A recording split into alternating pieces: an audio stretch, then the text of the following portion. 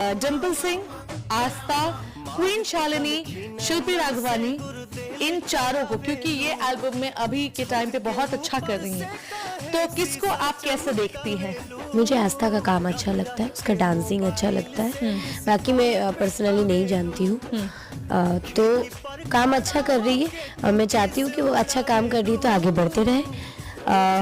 हालांकि ये लोग मेरे बहुत बाद आए हैं और क्वीन शालिनी वो मुझे दीदी दीदी करके बात करती है, तो हमेशा तो आजकल अच्छा काम कर रही है, उसके लिए भी ऐसे ही है कि अच्छा काम कर रहे हो, ऐसे ही अच्छे काम करते रहो। और सबसे बड़ा बात ये है कि अच्छा काम करने से नहीं होता है, आप जब आपको जब नेम फेम मिलती है ना, स्टारडम मिलती है ना, तो स्टारडम को मेंटेन करना भी एक चीज़ें होती है। तो मैं चाहती हूँ कि स्टारडम मेंटेन करो, लेकिन कभी घमंड नहीं लाना अपने अंदर।